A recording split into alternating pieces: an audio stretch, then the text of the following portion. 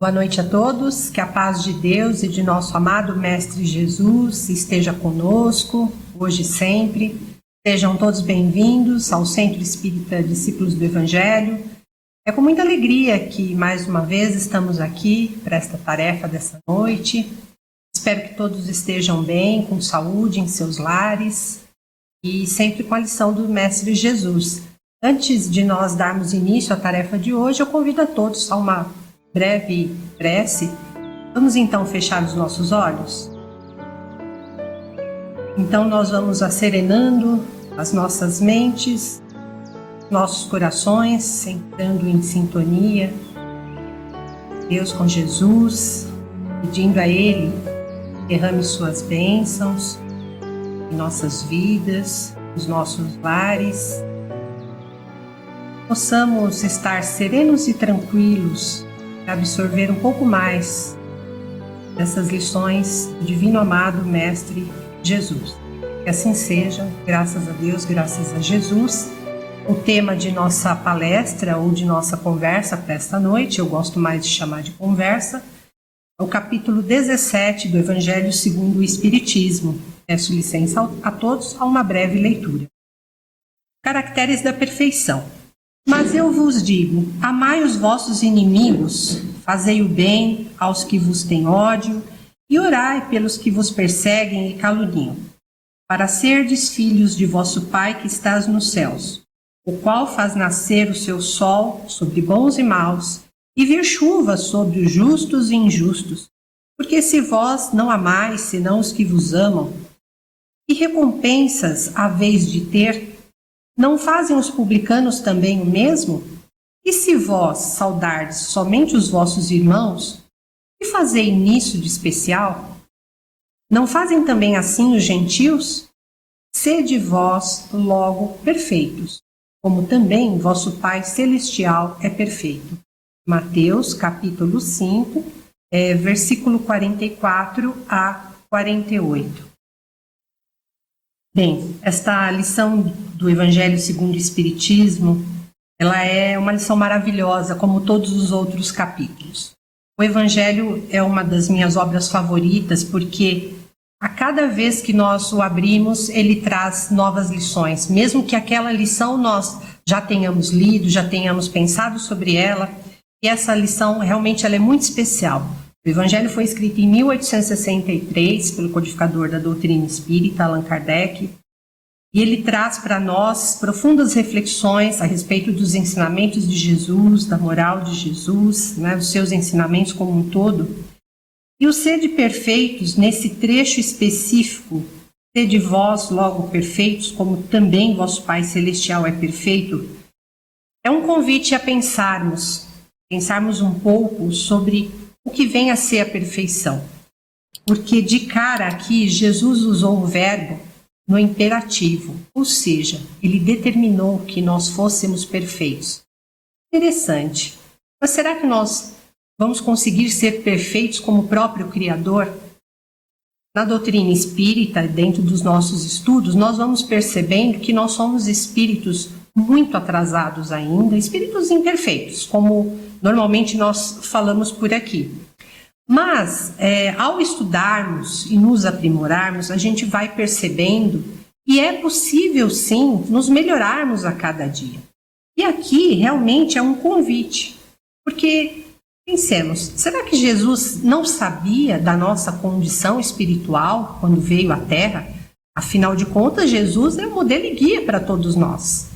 Ele é o Espírito que, quando encarnado, demonstrou maior amor por toda essa humanidade. Será que ele não sabia que nós teríamos tanta dificuldade assim em ver esses ensinamentos, colocar em prática? Porque falar sobre os ensinamentos é uma coisa. Aplicar esses ensinamentos na nossa vida, qual é a proposta do Evangelho segundo o Espiritismo, é uma outra coisa. Ora, é claro que Jesus sabia da nossa condição espiritual, mas ele propõe a nós todos uma mudança, um caminho diferente. Por isso que esse capítulo ele é muito especial para todos nós, em especial nós espíritas, porque ao longo dos seus itens, o terceiro item, por exemplo, ele fala do homem de bem, no 4º item sobre os bons espíritas, e ele vai fazendo uma reflexão muito profunda de como a doutrina traz para a gente inúmeras reflexões e como ela propõe mudanças para nós. Porque a doutrina é tão consoladora, ela vai fazendo com que a gente repense posturas muito arraigadas em todos nós. Porque é muito fácil nós falarmos coisas bonitas, virmos aqui, talvez você que esteja nos assistindo ou me assistindo nesse momento fale, poxa, mas ela já é um espírito, né, perfeito, já está indo lá. Não, nada disso. Somos espíritos ainda muito errantes, né? Nós estamos na tentativa e no erro, mas nem por isso nós deixamos de fazer o bem, de tentar e tentar sempre, né? É importante fazer isso, porque todos nós, quando encarnamos, nós trazemos conosco, no nosso plano reencarnatório, tarefas a cumprir. Tarefas essas que são na nossa família, às vezes no nosso trabalho, tarefas com a saúde, por exemplo, dificuldades, desafios, vamos chamar de desafios, não é? E aí, muitas vezes nós fraquejamos, nós caímos, nós nos sentimos tão desanimados, e tem sido assim nesses tempos. Por isso que logo de início eu disse que era uma conversa amiga, não tanto uma palestra, porque é um tempo em que todos nós precisamos pensar muito na necessidade da prece, da oração, do estudo.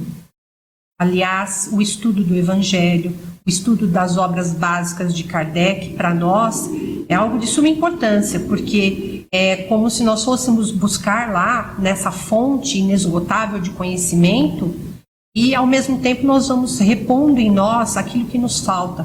Principalmente nos dias difíceis, dias desses que a gente está triste, está chateado, não sabe bem o que está acontecendo, é hora de parar, é hora de não deixar a tristeza nos dominar, né? Fazermos uma prece aos amigos espirituais, esses irmãos abnegados que nos acompanham, pedir ajuda realmente, né? E isso faz parte de um processo importante do que é ser espírita, é sermos humildes diante de tantos desafios que aparecem na nossa vida. Então, quando nós fazemos esses estudos, a gente percebe que tão pouco a gente sabe. É tão bonita a doutrina que ela vai clareando o nosso espírito por dentro, né? Usando essa alegoria da luz, porque ela nos invade de uma forma tão bonita. Ela vai trazendo para a gente a percepção das coisas, de quem somos nós, qual é o caminho que nós estamos optando aqui na Terra e principalmente, né, a máxima que Jesus deixa para a gente, que é a caridade e tantas outras virtudes que nós poderíamos falar aqui. Mas quando a gente pensa na nossa própria reforma íntima, quando a gente pensa se é possível se melhorar, né, principalmente dentro do nosso lar, nesse momento em que todos nós estamos lá retidos no nosso lar, nesse período de confinamento, de isolamento, digamos assim, isolamento social, e a gente fica desesperado. Isso é comum acontecer. Mas é hora da reflexão, é hora de realmente pensarmos se nós abraçamos, de fato, essa doutrina que tanto nos esclarece.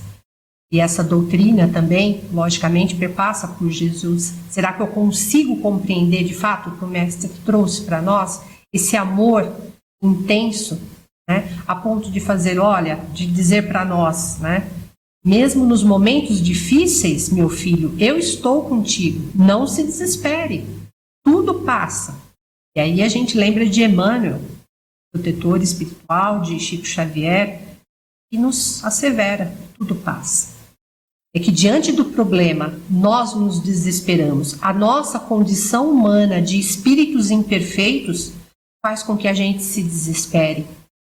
E é nesses momentos que a gente verifica a quantas anda a nossa fé. Se essa fé realmente está nos acompanhando, se ela é uma fé operante ou se ela é uma fé ainda bastante vacilante, não é? Então, ser espírita traz para nós uma reflexão profunda, não com a palavra culpa, mas uma palavra chamada responsabilidade. Responsabilidade conosco, com o nosso processo reencarnatório, Como que nós estamos conseguindo lidar com tudo isso? Né? Se diante da doutrina eu me comprometo, também em estudar e me melhorar, conhecer um pouco mais. A doutrina pede da gente estudo, né? O Espiritismo traz para nós essa necessidade de nós nos melhorarmos. É um caminho intenso, de muitas reflexões. Alguns irmãos falam assim, né? Mas eu tenho outras encarnações, não vou me preocupar com isso agora. Ora, nós não sabemos bem se teremos uma nova oportunidade de reencarnarmos no planeta Terra, por exemplo. Né? Mediante a ideia de que nós estamos passando, sim, por um processo chamado transição planetária. Né? Somos convidados, talvez constrangidos nesse momento, a já nos melhorarmos rapidamente. Não é possível mais cada um de nós ficarmos no seu próprio mundo, achando que o outro não importa, que o outro não tem a menor valia e me digladiando através das ideias com ele. Não é essa a proposta. Somos todos irmãos em Cristo, irmãos em humanidade. Isso significa que todos nós estamos juntos em aprendizado. Então, são questões bastante importantes, porque muitas vezes nós somos ainda muito arredios. Os amigos espirituais nos dizem que é como se fôssemos, né? Eles nos comparam, na verdade, de forma bastante delicada, a crianças birrentas. Como assim, né? Pensemos. Uma criança birrenta, quando ela pede algo ao pai e o pai não lhe dá, ela bate o pé, ela faz birra, ela encrenca e ela chora. Os irmãos dizem que nós somos mais ou menos assim, quando as coisas não acontecem muito bem do jeito que a gente quer. Isso só para dar uma ideia de quanto nós precisamos melhorar como espíritos imperfeitos que somos, não é? Então, essa ideia da perfeição, ela obviamente não é garantida de uma hora para outra. Nós temos sim a oportunidade de muitas encarnações, mas o fato é que esta é a nossa melhor encarnação. Nós estamos em 2020, esta é a nossa melhor passagem. Emmanuel nos diz que se fosse permitido, e não é, na verdade, conhecermos as nossas aproximadas 50 encarnações anteriores, e nós simplesmente ficaríamos arrasados. Sim, arrasados, essa é a palavra. Porque todos nós cometemos crimes de toda sorte, inúmeras situações que, se fosse possível nós revisitarmos esse passado, nós ficaríamos chocados. Nós não acreditaríamos em tudo que fora dito ali ou feito por nós mesmos. Veja como é a misericórdia divina. A partir daí, é esse o entendimento, né? Nós encarnamos, reencarnamos, não é assim? E a oportunidade do esquecimento. Ou seja, estamos aqui para fazer diferente, fazer o melhor, né? Eu quero pedir licença novamente a vocês para trazer uma reflexão de Emmanuel, através do médium Chico Xavier. Xavier diz, sede perfeitos como o nosso Pai Celestial, e chama diante da perfeição. Esta foi a advertência do Senhor ao nosso coração de aprendiz. Todavia, à maneira do verme contemplando a estrela longínqua, sabemos quão imensa é a distância que nos separa da meta. Impedimentos, compromissos e inibições fluem do nosso ontem, asfixiando-nos a cada momento de hoje o anseio de movimentação para a luz. Entretanto, se ainda nos situamos tão longe do justo aprimoramento que nos integrará na magnificência divina, é imperioso começar a grande romagem, oferecendo ao avanço as melhores forças. Ninguém exige que sejas de imediato o paradigma do amor que o Mestre nos legou, mas pode ser desde agora o cultor da compreensão, da gentileza, dentro da tua própria casa. Ninguém te pede a renúncia integral aos bens que te enriquecem os dias terrestres. No entanto, podes doar de improviso a migalha do que te sobre ao conforto doméstico, em auxílio ao companheiro necessitado. Ninguém espera que desempenhes ainda hoje o papel de herói na praça pública, mas pode calar, sem detença a palavra escura ou amargosa, capaz de emergir de teu coração para os lábios. Ninguém aguarda que sejas o remédio para todas as doenças. Entretanto, ainda hoje, pode ser a enfermagem diligente, balsamizando as úlceras dos enfermos relegados ao abandono. Ninguém te solicita prodígios em grandes prematuras de fé, mas pode ser, sem delonga, o reconforto que ampare a quantos atravessam as sarças do caminho. Lembra a semente que te regala o corpo e aprendamos a começar. A planta que era ontem simples promessa, hoje é garantia de pão que te supre a mesa. As maiores e mais famosas viagens iniciam-se de um passo. Esforcemo-nos por fazer o melhor ao nosso alcance, desde agora, e a perfeição ser-nos-á, um dia, preciosa fonte de bênçãos, descortinando-nos o porvir. É do livro Nascer e Renascer, e esta obra mediúnica foi psicografada por Francisco Cândido Xavier. Interessante essas reflexões, né? Não se espera que nós sejamos espíritos de luz na atual condição que nós temos. Nós sabemos que nossa real condição ainda é de grande dificuldade, temos muita dificuldade mesmo ainda em perdoar, às vezes um xingamento, um atropelo na rua, uma fechada num trânsito, essas coisas simples do nosso cotidiano. Mas às vezes o fato de silenciarmos diante de uma agressão verbal, por exemplo, isso já é um primeiro passo. Todas aquelas atitudes que costumeiramente nós fazíamos, de xingar os outros sem pensar, de julgar sem necessidade, porque da mesma forma que julgamos, também seremos julgados. E a gente vai aprendendo que é tão importante silenciar a nossa mente, porque silenciando nossa mente, nós passamos a refletir e assim nós não reagimos diante do outro, a gente passa a pensar melhor nas nossas ações. Então, nós saímos de uma condição puramente instintiva, como os próprios animais, é uma condição animal essa, e passamos a refletir, passamos a pensar. É uma condição humana, isso é maravilhoso, mas devemos colocar isso em prática, né? Sabendo que nós viemos à Terra com pequenas missões, vamos chamar de pequenas missões, cada qual a sua pequena missão, não é assim?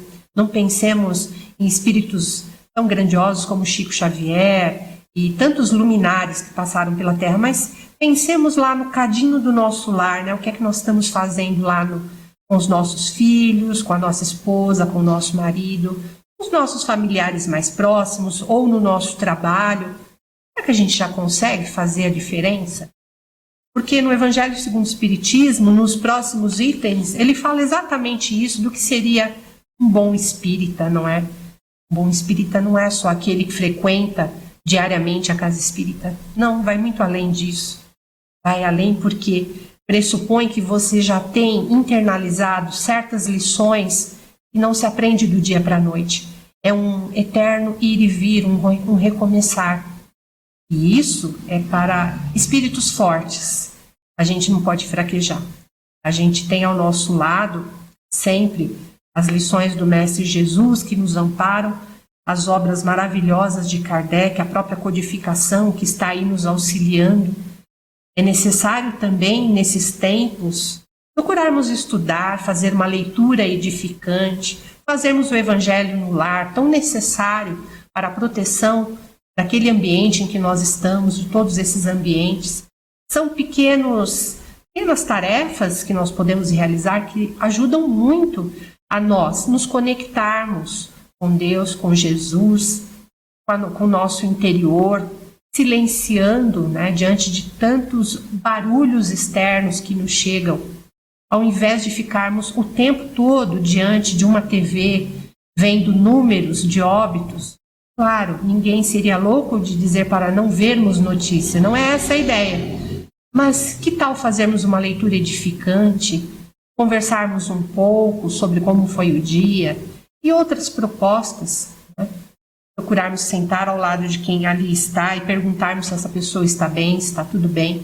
Às vezes a pessoa está quieta, está calada, está triste.